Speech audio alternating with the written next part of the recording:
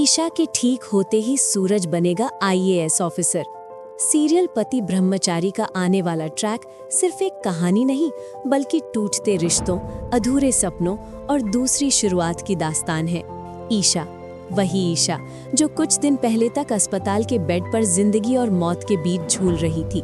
डॉक्टरों की मशीनों की बीप, सफेद रोशनी और बाहर बैठे सूरज की कांपती हुई उंगलियां।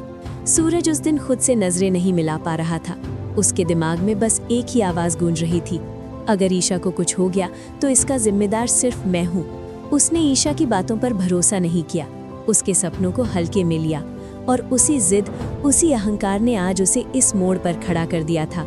डॉक्टर बाहर आते हैं, घर वाले सांस रोके खड़े हैं और तभी वो शब्द सुनाई देते हैं, पेशेंट अब खतरे से बाहर है। उस एक लाइन ने जैसे सूरज के सीने से पत्थर हटा दिया। उसकी आंखों से आंसू बहने लगते हैं, लेकिन ये आंसू दर्द के नहीं, सुकून के होते हैं। ईशा बच गई थी, जिंदा थी, सांस ले रही थी। कुछ वक्त बाद ईशा को होश आता है। कमजोर है, बोल नहीं पा रही, लेकिन उसकी आंखें सब कह देती हैं। और जब ईशा पहली बार उसके सामने आता है तो उसकी आवाज कांप रही होती है। वो ईशा का हाथ पकड़कर कहता है, अब जैसे तू चाहोगी मैं वैसे ही करूँगा। ये शब्द सूरज के लिए आसान नहीं थे। जिस आदमी ने खुद को ब्रह्मचारी घोषित कर लिया था, जिसने रिश्तों से दूरी बना ली थी, आज वही आदमी अपने सारे फैसले ईशा के हाथ में सौंप रहा था। सूरज कहता है, तुम चाहती थी ना कि मैं आईएएस ऑफिसर बनूं? मैं फिर से पढ़ाई शुरू करूंगा, कॉलेज ज्वाइन करूंगा। जो सपना तुमने देखा था उसे पूरा करूंगा, चाहे वक्त कितना भी लगे। ईशा की आंखों में हल्की सी चमक आ जाती है। वो कुछ कह नहीं पाती, लेकिन उसकी खामोशी में भरोसा झलकता है। कुछ ही दिनों बाद सूरज कॉलेज ज्वाइन करता है। किताबें, नोट्स, वही सूरज जिसे पढ़ाई से नफरत थी, आज आईएएस बनने का सपना आंखों में लिए बैठा है।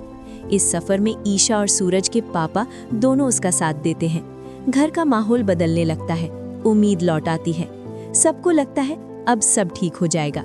लेकिन कहानी यहाँ खत्म नहीं होती, क्योंकि किस्मत कभी भी इतना आसान रास्ता नहीं देती। सीरियल में आता है 1 साल का लीप और यहीं से शुरू होता है असली तूफान। 1 साल बाद हालात पूरी तरह बदल चुके होते हैं।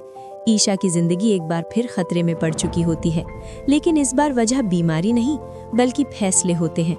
सूरज से हुई सबसे बड़ी गलती, ईशा की बातों पर भरोसा न करना।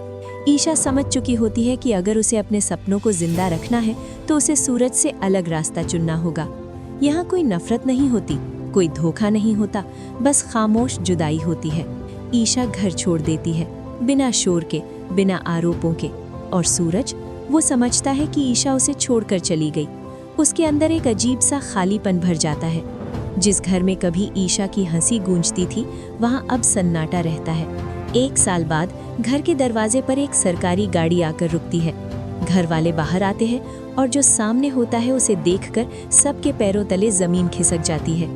ईशा आईएएस ऑफिसर बनकर लौटती है, आंखों में आत्मविश्वास, चेहरे पर सुकून और चाल में वो मजबूती जो संघर्ष से आती है।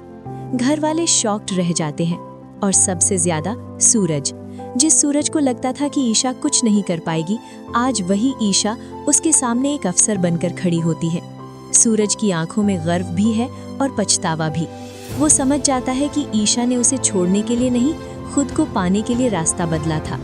लेकिन इस वापसी के साथ कई राज भी वापस आते हैं।